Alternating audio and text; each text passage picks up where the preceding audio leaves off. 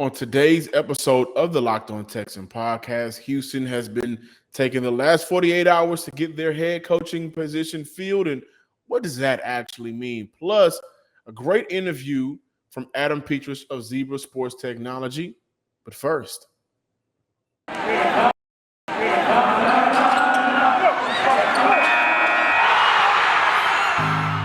You are Locked On Texans, your daily Houston Texans podcast. Part of the Locked On Podcast Network, your team every day.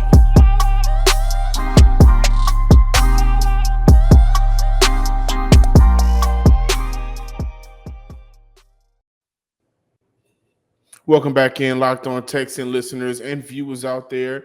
Thank you for making the Locked On Texans your first listen every day. We are free and available on all major podcasting platforms.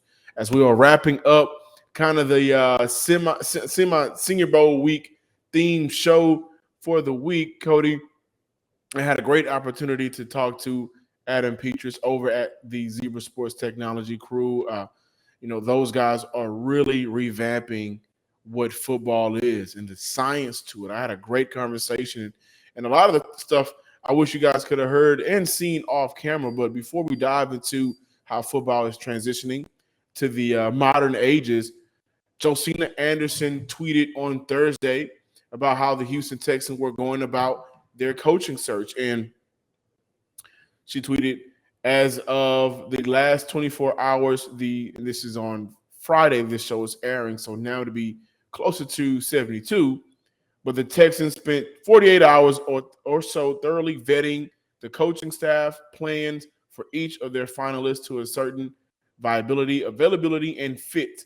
The outcome of that review is very important to this process. She continued with, the Texans are starting the process of rallying up on their decision. Kevin O'Connell, who interviewed for the head coaching job, continues to be thought of highly within the Houston's organization.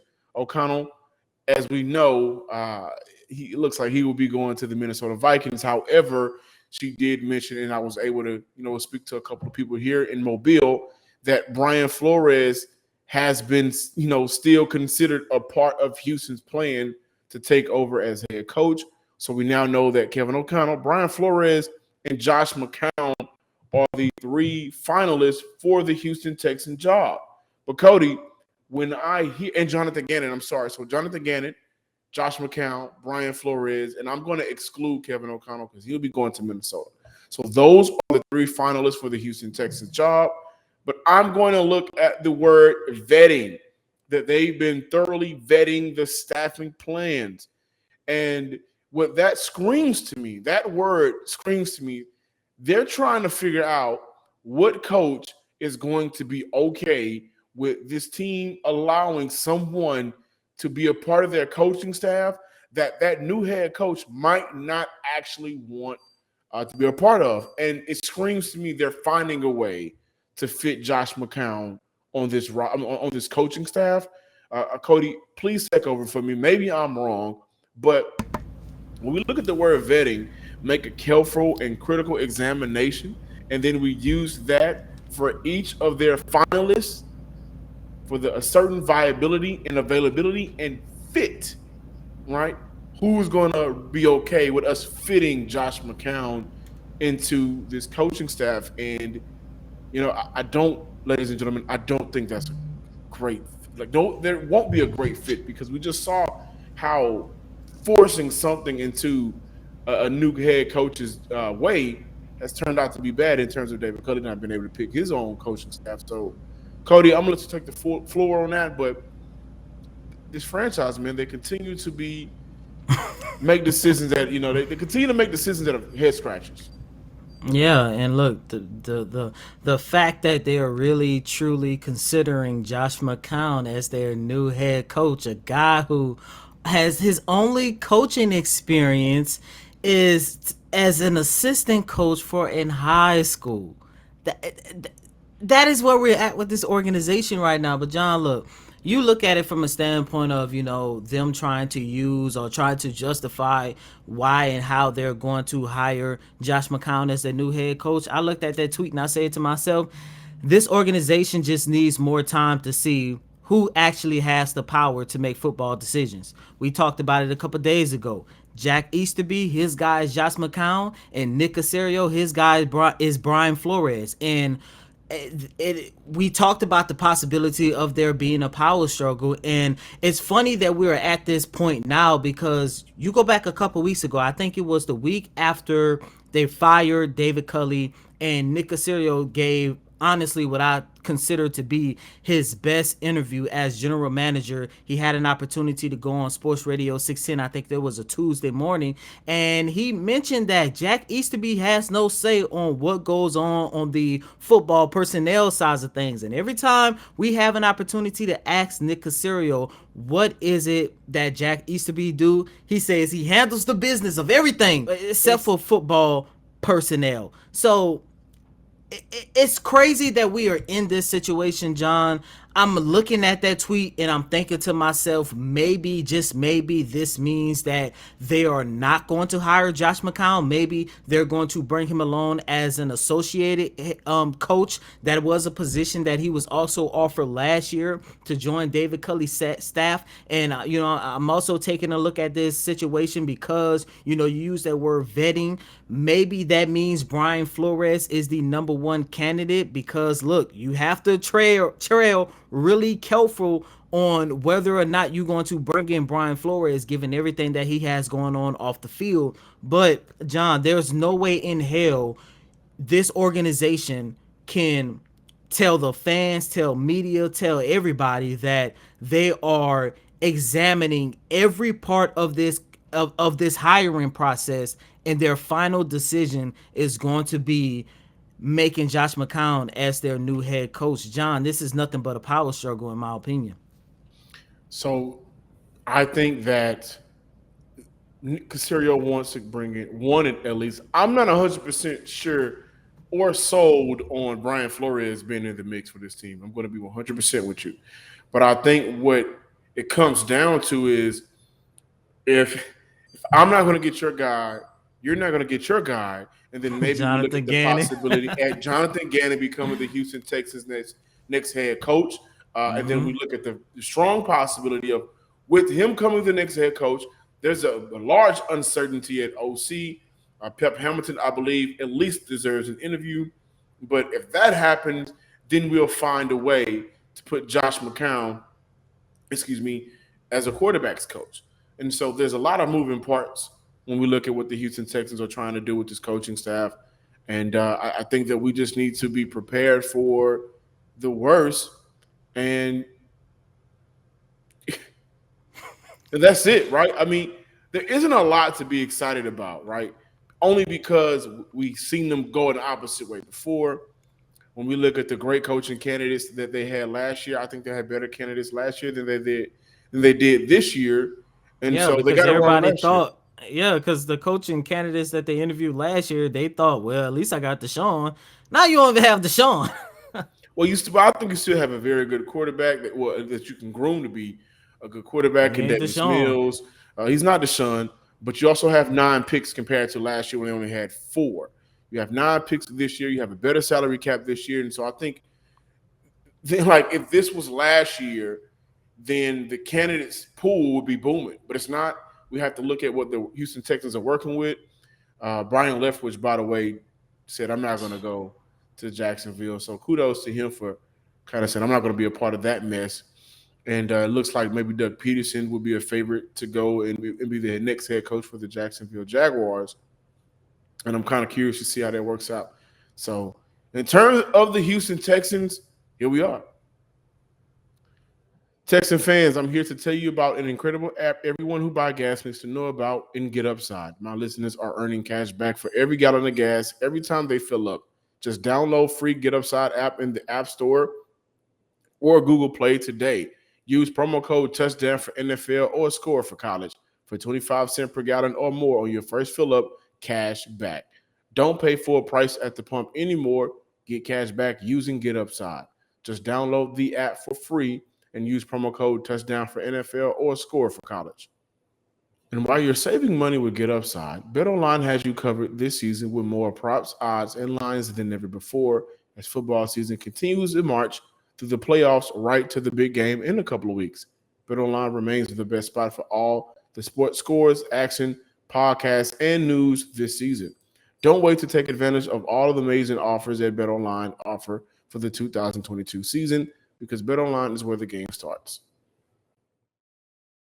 It's Super Week, brought to you by Get Upside, and there's no better place to get coverage of the big game than the Locked On NFL podcast. Locked On Bengals and Locked On Rams are in LA all week covering the big game. Don't wait. Check it out. Welcome back, Locked On Texans listeners out there. Guys, I had an amazing conversation with Adam Petrus of Zebra Sports Technology. And, what the Zebra Sports Technology team does is they work with the next gen stats. They get those, the probability, the metrics, everything that goes into the game that's a part of the modern game, right? And I think this is a very important conversation to have. We kind of looked at how it affects the players, how it affects the franchises. So, Adam Petrus with Zebra Sports Technology, enjoy the interview. All right, so let's look at that. Lewis Jones Jr. out of Tennessee, 21.75 miles per hour. He sustained that for 4.68 yards, and then we counted him fast accelerations at a total count of 47. And what that captures, and then let's also, distance traveled, 6,000 yards, 6,017 to be specific. I mean, he was out there hustling. He was moving around. And I think that shows something about him, certainly. But if we break down the data, I mean, 21.75, that's NFL speed. You know, we'll talk about the fastest of the day, you know, from day one here in a little bit. But sustaining that for 4.68 yards is pretty impressive. And the fast acceleration is us capturing him within a 3-yard distance, basically initiating that fast twitch muscle. And that's where we count accelerations within that period of time. And that is also impressive as far as his body of work. If we kind of just look at others, you know, the most of the day was 54. And again, it's a data point. But when he's putting up that type of speed and has that fast twitch muscle, and the fact that he ran that distance, I mean, he's number 3 on distance covered for the day as well. I mean, this guy's a workhorse. Right. Ladies and gentlemen, I am John Hickman with the Locked On Texans podcast, and I'm here with Adam Petrus of Zebra Sports, the exclusive player and ball tracker of the Senior Bowl. You guys know I'm out here this week for the Senior Bowl. Adam, we kind of even, before we even introduce you, we got into the science and the metrics. And, you know, can we dive a little bit more into that science and how it affects the players on the field, specifically this week for the Senior Bowl, but you guys partner with the NFL. How all of this works? Yeah, that's right, John, and happy to be on with you and your folks today. So Zebra Technology is the exclusive partner, as you said, of the Reese's Senior Bowl, and we are the official on-field player tracking provider for the NFL, which delivers next-gen stats. We've been doing the business of tracking players since 2014 when we first started with the NFL. And what we use is RFID technology, that's radio frequency identification, to be able to track every single player on every single play of every single NFL game. And here for every practice out there on the stadium, and we are looking forward to Saturday's game where we will be tracking both teams, the North and the National and the American League teams. So the way it works is we have outfitted every player with their shoulder pads, player tracking RFID tags. And these are located underneath the epaulets of the shoulder pads. Got some props here that the crew can't see, but you're welcome maybe to take photos later or some video content. Absolutely. We've got RFID tags that have been embedded into the epaulet. We use a really high performance 3M tag that's custom built for the tag form factor. And we outfit it on the left and right side of every set of shoulder pads. And for linemen, we end up adding a center tag so that as they go down into their 3-point stance, because they're down low, the tags then go from up to down. We add the third one so that we can help triangulate the player for exact player performance tracking. And what we do is we outfit every stadium with our hardware, our RFID antennas that will then capture the movement on the field. So we use RFID, and these are active RFID tags. That means they have a battery life and a ping rate, and these ping at 12 hertz a second.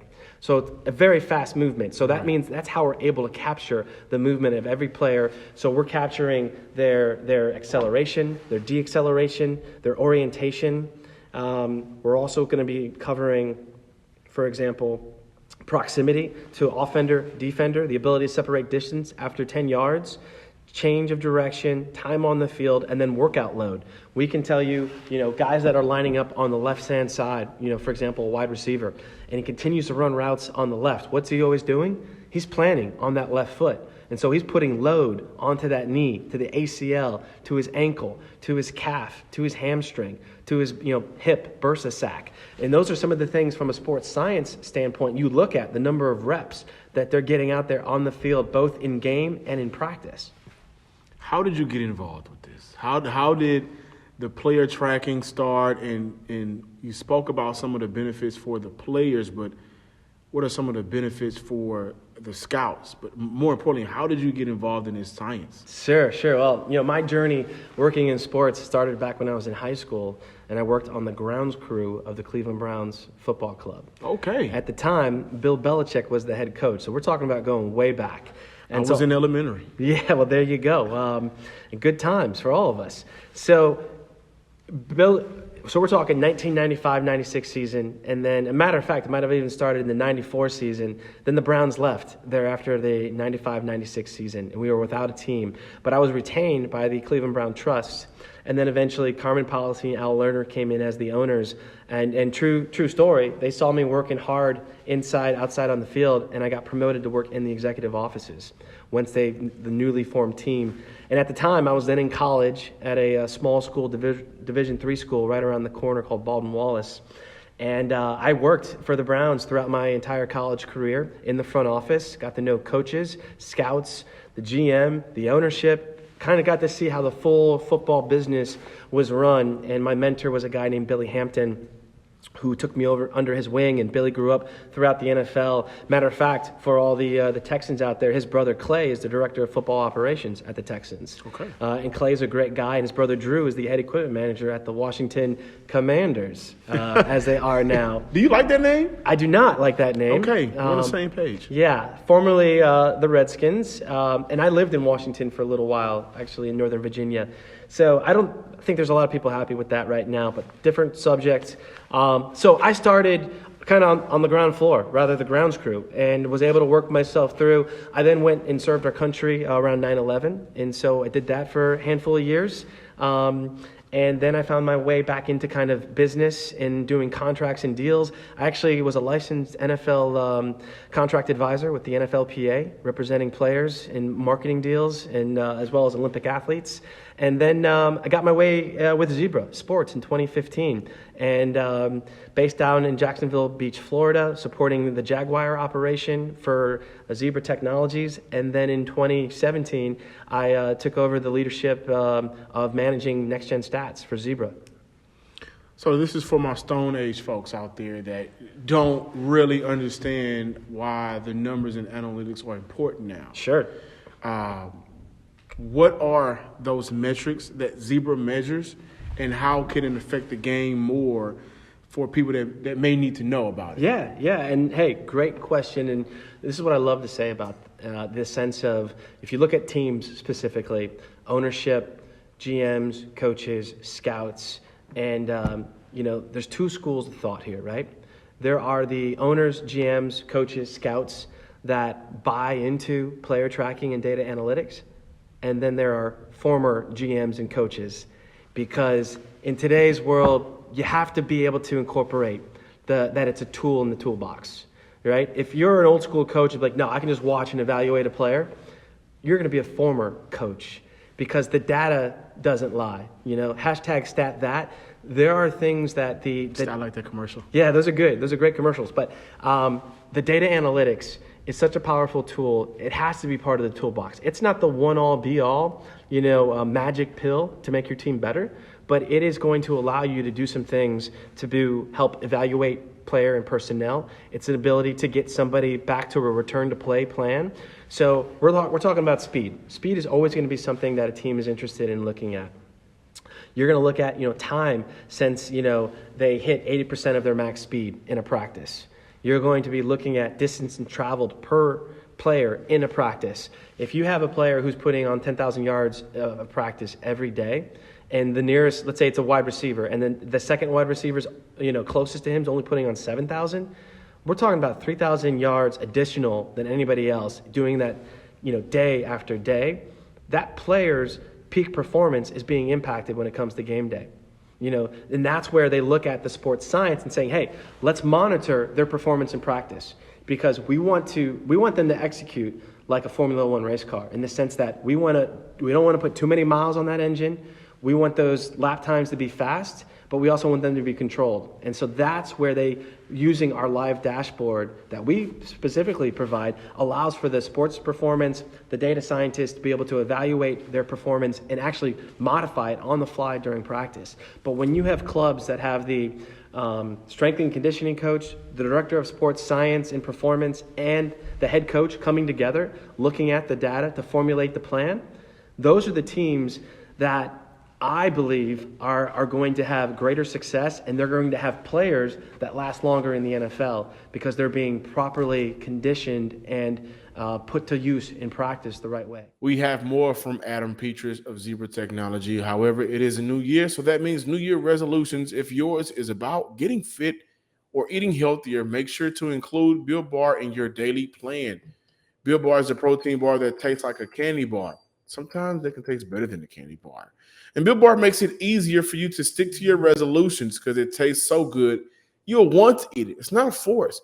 Unlike those other protein bars, which can be very chalky or waxy or taste like a chemical spill. You want to eat healthy, but it gets boring. And by week 3, you're thinking to yourself, it's just not worth it. Where's the chocolate? Well, Built Bars are covered in 100% real chocolate. Built Bars contain 130 calories, 4 grams of sugar, 4 net carbs, and 17 grams of protein. Compare that to a candy bar, which usually can carry, around 240 calories, 30 grams of sugar, and a dozen of those nasty net carbs. And Built Bar makes it better to choose and select with them because of the flavors, ranging from coconut almond to peanut butter brownie, all the way down to cookies and cream, and many more. In fact, Built Bar is always coming out with a new limited time flavor, so check out Built.com often to see what's new. Go to Built.com, use promo code LOCK15, and you will get 15% off your order. Use promo code LOCK15 for 15% off at Built.com. Welcome back, and thank you for making the Locked On Texans your first listen every day. We are free and available on all major platforms. Don't forget to check out Locked On Bets, hosted by your boy Q and handicapping expert Lee Sterling. It's free as well and available on all major podcasting platforms. Coming back in, let's continue the conversation surrounding the next-gen technology and how it is affecting the game day to day, game by game, week by week, month by month, and what does the future hold for Zebra Technology? How receptive are teams now in 2021-22 compared to when this thing first launched off the ground? Yeah, great question. And it has grown in the sense that the awareness is there. And you see that in the sense that every NFL club now has a director of sports science or director of analytics. They are buying into the fact that it is a part of the recipe for success. And you can go onto any club website and you're going to find somebody that is either the director of analytics or the director of sports science. And that is where the buy-in has been. And again, it's part of the toolbox, right? It's not going to be the one-all, but the smart teams have come to determine that there is game day data that they can extrapolate, and they can look at, and then we can make their players better. And the same thing from player performance, especially when you look at the return to play. If somebody got injured and you had pre-injury data and you're looking at their acceleration rate, their deacceleration rate, their ability to create separation after 10 yards, and then they get injured, you have a body of work that you can look at and work against to say, look, no, he's not there yet. Let's keep the program of training and rehabilitation to this. So has that helped with, in your opinion, players coming back from injury? For instance, this is the golden age of returning back to the field from an ACL injury. Yes. Right? We're seeing multiple guys come back within a matter of months. Yeah. Cam Akers, Derrick Henry. So is this science also helping with that as well? It's absolutely contributing to it. I mean, certainly, look, there are excellent doctors who are doing their part, And we know that there are modern medicines that are helping players recover. And you got cryotherapy, you've got saunas. There's so many things, I think, that get put into the recipe of getting these guys returned to play. But absolutely, you don't get them to player performance without being able to evaluate that practice performance and rehabilitation. And player tracking is going to be a specific indicator of how ready they are to return to play. Adam, we're looking at these numbers right now. Yeah. And the listeners, they're not able to see it, but we're looking at the data that was tracked from day 2, correct? Yes. And so what comes to mind is casual fans or fans of the game, they know about the 40 time, the 4.4s, Yes. the 4.5s, Yes. the 4.3s. But now we're looking at a chart that has the miles per hour speed and Correct. how long they sustain that. Can you speak about that science? Because Yeah. coming up, if you ran a 4.2 or 4.3, we got to get you. Right. But we saw a lot of 4.4, 4.5 receivers become more dominant at their position. Does that have anything to do with the miles per hour? Can you go more in detail about that? Yeah, absolutely. And you're hitting on something that is really relevant today. And like we're here sitting, at the Mobile Convention Center, not too far from the stadium, and they're getting ready for the next round of practices. Jim Nagy, the executive director of the Senior Bowl, is a longtime scout, and he's now been leading the Senior Bowl for the last handful of years.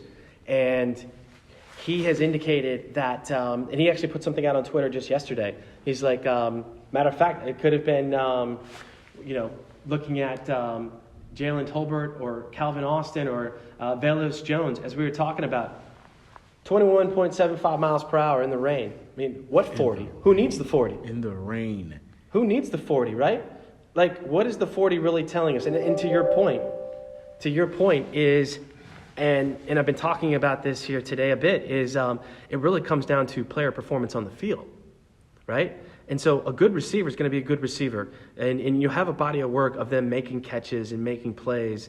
But then when you're able to take the data behind that performance and the fact that, they're able to reach that max sustaining speed of 21.75 miles per hour, to me, we're going to see that the 40 doesn't mean what it used to be. Wow. Guys running a straight line on a track in specialized shoes, wearing, singlet, Speed's awesome, right? But I want to see speed in a uniform, and I think that's where Jim Nagy is drawing the line, saying, guys, we have the technology. Let's apply it to the modern game of football, but allow the coaches, the GMs, and scouts to make up their own mind. But I think the trend that I'm hearing from coaches, scouts, even from this week, is that player performance speeds is far more important than what they see just out of the 40. In 5 years, where would you like Zebra Sports to be? Man, I'd love Zebra Sports to continue to be the official, provider of player tracking for the NFL. I'd love to see us continuing our relationship with the Reese's Senior Bowl. We're at the East West Shrine Bowl right now as well. In Vegas. Right. We're going to be tracking the HBCU next year in New Orleans. But I would love for us to also take what we're doing for the NFL and deliver it for the NCAA. And if it's, starting off here in the next few years in a particular conference, let's say if it's the Big Ten, if it's the SEC, let's create that body of work and let's work with the universities, let's work with the NCAA, let's work with the students, and let's create, some data points that will help give us a better idea about the evolution of the game from the college level to the NFL. I'm so glad you said that. I was going to get out of here, but I have to ask you this question. The last time I played football was in high school. Are you guys at any point going to target high schools, and how accessible will it be for not only the big-time high schools? I'm from Houston, so I think of the Cadies or the Atascocita, but the smaller-time high schools like a Sterling or Worthing. How accessible will that be in the future? Yeah, so, and I'm glad you brought that up too, because we are seeing that wearables and player tracking, not only in football, is the way to go, but certainly, basketball is looking at wearables. Soccer has wearables. And tracking devices. So Zebra, certainly we are invested with the NFL. We are seriously interested in growing our footprint in the NCAA. When it comes to the high school aspect, our systems are a little more sophisticated, and so that comes with a higher price point. And it's not going to be as affordable for the schools. Now, those with some large endowments, absolutely. And we'd love to get our technology in there. But at the end of the day, there are tracking systems that are a right fit for a high school. And even, youth CYO or programs like that where, you can monitor heart rate and other things. Like that's another whole topic and aspect. But our system is meant for the major leagues and for the NCAA budgets at the end of the day. Understood.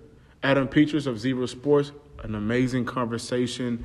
And one thing I will say, I hope people are able to take away the importance of the future. Yes. And I had to comment earlier about the Stone Age folks. Like, this isn't your granddad's. It's not the granddad's tea. I know that the drink, but it's not your granddad football anymore. And so the advancement of the game to kind of help players live longer in the game is very important. So I really appreciated this conversation. Yeah, John, I enjoyed it thoroughly as well. And let me end on one point really tied to that. It was 2019 that the NFL changed the kickoff rule, if you remember, right? And so, how they came about making that decision was tied to the data that came from Next Gen Stats that Zebra provided. So what they did is they looked at all the kickoffs for the last handful of years, and they saw there were so many injuries taking place on that opening kickoff. Why? Because guys were getting a 5-yard running head start on the kickoff team. And so they were hitting max speeds and then making contact. So you had concussions, you had ACL injuries, you had strained calf muscles, hamstrings, but contact injuries, specifically to concussion, were occurring. And so when they evaluated that, they made the determination that if we remove that 5-yard start, we are going to reduce injuries. And that's exactly what has happened. Wow. And so that is, the future of the game.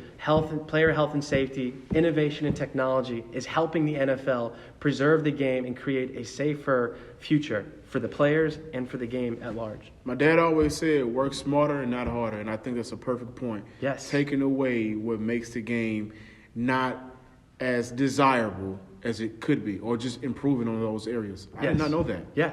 So that's the great beauty of science and technology and football coming together to say, let's look at the trends. And that's what all the good teams are doing in the sense of looking at their practice data and looking at trends, how much they're putting on a workload, how many reps somebody is getting, and they have developed more of a scientific approach. And clearly, with the NFL, and they're going to continue to evaluate the way the game is played. We always, you talk about the defenseless receiver rule, whether or not we like that or we don't like that. And, the contact with the helmets. Certainly we want to see innovation in the helmet and the technology so that as these, accidental head, contact is made, we can determine what was targeting and what was simply a football, bang, bang play, right? But your dad's absolutely right. Let's work smarter, not harder, and let's use technology to our advantage.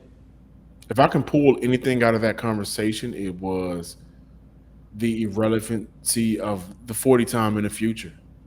And that's something that I thought I'd never see. Not necessarily saying it's not going to be important for scouts to see what the 40 is. However, it's going to have less emphasis on it in the future. And I think it's starting to happen now. I even think about the top receivers in the league and how rarely do they run the 4.2. That blazing 4.2, top 4.3 speed, where we're seeing a lot of 4.4, 4.5 guys who aren't as fast as maybe as a John Ross. However, it's how they break away at the top of their route because the straight line speed is not going to be an emphasis anymore. And I like that technology. I wasn't a believer in it a couple of years ago.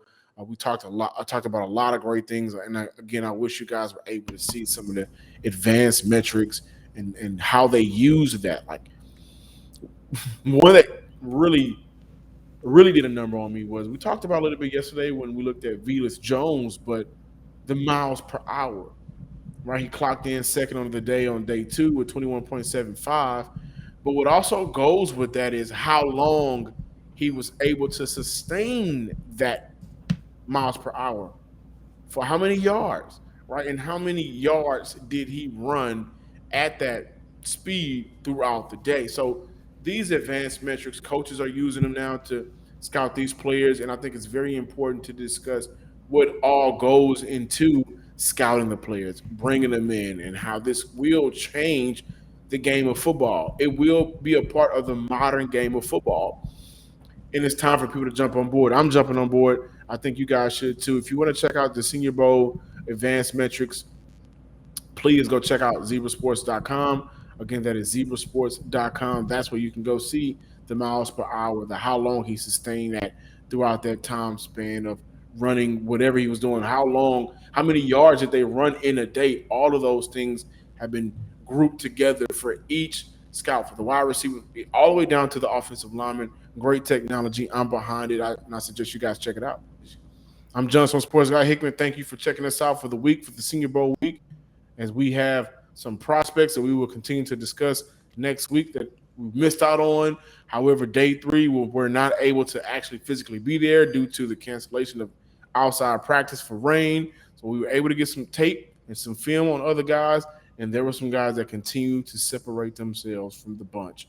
But again, I'm Johnson Sports Guy Hickman. Follow me on Twitter at John_Hickman12. And like us on Facebook. Follow us on YouTube. Subscribe on YouTube at Locked On Texans. And as always, I'm your host, Cody Davis. Please remember to follow me on Twitter at CodyDavis_24. Once again, that's Cody, COTYDAVIS_24. Until next time, ladies and gentlemen, catch you Monday unless the Houston Texans hire a coach over the weekend. Peace.